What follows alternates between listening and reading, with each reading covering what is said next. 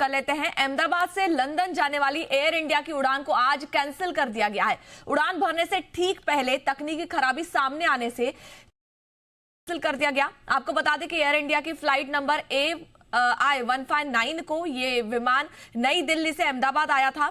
यहां से उसे लंदन के लिए उड़ान भरनी थी। इससे पहले सैन फ्रांसिस्को से मुंबई जाने वाली एयर इंडिया की फ्लाइट के एक इंजन में मंगलवार को तकनीकी खराबी आ गई थी और इस वजह से कोलकाता के हवाई अड्डे पर विमान के निर्धारित ठहराव के दौरान यात्रियों को नीचे उतारना पड़ा था। बीते 2 दिनों में देखिए ये तीसरा मौका है जब बोइंग के ड्रीम लाइनर विमान को तकनीकी समस्या की वजह से या फिर किसी अन्य कारण की वजह से रद्द करना पड़ा है या फिर विमान की आपात लैंडिंग की जो करनी पड़ी है। वैसी भी खबरें देखिए सामने आई है। इस खबर पर पूरी डिटेल के साथ अमरीश पांडे हमारे साथ जुड़ चुके हैं। अमरीश, हम देख रहे हैं कि एक के बाद एक एयर इंडिया के जो फ्लाइट्स हैं उसमें दिक्कतें देखने के लिए मिल रही है और स्पेसिफिकली ये बोइंग की नजर आ रही हैं। क्या इश्यूज क्रिएट हो रहे हैं, बताएं। देखिए, जिस तरीके से लगातार चर्चा चल रही थी कि 12 तारीख को जो एक्सीडेंट हुआ उसके बाद एक एक्स्ट्रा सुरक्षा प्रोटोकॉल कहा गया था। एयर इंडिया को कहा गया था कि उसके जितने भी बोइंग ड्रीम लाइनर सीरीज के विमान है उन सबकी एडिशनल टेक्निकल जांच कराई जाए और उसको लेकर एक डिले हो रही है। साथ साथ जो सिचुएशन चल रही है ईरान इजराइल के बीच में, उससे एक एयर स्पेस बाधित हुआ है। साथ साथ पाकिस्तान ने चूंकि हमारे लिए ऑलरेडी एयर स्पेस बंद रखा है, तो लिहाजा जो टर्न अराउंड टाइम है जहाजों का वो बढ़ गया है और इसकी वजह से कई सारी फ्लाइट्स को डिले होना पड़ रहा है। जिस अहमदाबाद लंदन फ्लाइट की आप बात कर रहे हैं, जिसको कि मौसम की वजह से टलना कहा जा रहा था, दरअसल उसके रद्द होने की वजह यही है कि जो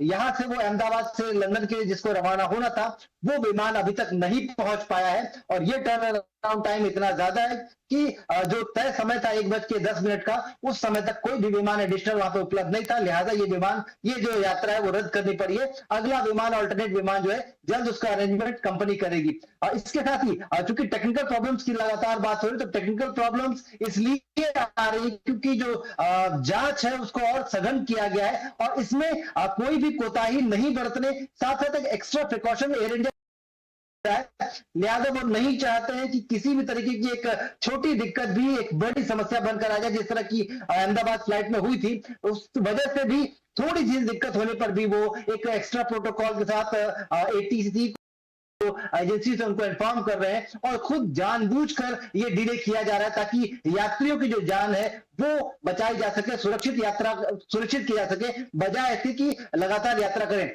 अगर हम बोइंग सीरीज के विमान की बात करें तो अब तक लगभग 80% विमानों की जांच पूरी हो चुकी है एयर इंडिया की तरफ से और मात्र 20% विमान और हैं जो कि ड्रीम लाइनर सीरीज के हैं और उनकी जांच होना बाकी है। और जो जानकारी है उसके अनुसार अगले 2 दिनों में ये जांच भी पूरी हो जाएगी। जो पैनल था उसने एयर इंडिया से कहा था कि 15 दिनों में जांच पूरी करनी है, लेकिन एयर इंडिया ने मात्र 1 हफ्ते के भीतर ये सारी जांच पूरी कर ली है और टेक्निकल जो एक्सपर्ट टेक्निकल्स हैं उनसे इसका सर्टिफिकेट भी हासिल कर लिया है। बोइंग की जो टीम थी उसने भी एयर इंडिया से संपर्क किया हुआ है और लगातार उनकी टीम एयर इंडिया के साथ है। वो भी अपने विमानों की जांच लगातार एयर इंडिया के साथ मिलकर कर रही है और खुद भी सर्टिफाई कर रही है। कोई भी टेक्निकल एरर कंपनी अपने इन पर नहीं छोड़ना चाहती, ना एयर इंडिया ना बोइंग। साथ साथ सरकार का पैनल लगातार इस पूरी बात को, DGCA पूरी इस बात को मॉनिटर भी कर रहा है। लिहाजा ये सारे डिले एक टेक्निकल डिले हम जरूर कह सकते हैं, लेकिन अहमदाबाद की जो फ्लाइट थी उसके डिले होने की वजह ये थी कि इजराइल का जो एयर स्पेस है सिचुएशन उस तरह की नहीं है जहां पे कि फ्लाइट किया जा सके। लिहाजा लंबी रूट से जहाज आ रहा है और इस वजह से वो फ्लाइट कैंसिल हुई। जी बिल्कुल बिल्कुल। तो ये कुछ कारण निकल के सामने आ रहे हैं कि आखिर क्यों फ्लाइट जो है एक तो कैंसिल करनी पड़ रही है या फिर कुछ वक्त के लिए डिले करनी पड़ रही है और लिहाजा सरकार भी देखे तो पूरी नजर बनाई हुई है कि किसी भी तरीके की जो कमी हो उसे ध्यान दिया जाए और एक्शन लिया जाए। शुक्रिया अमरीश इस पूरी जानकारी के लिए।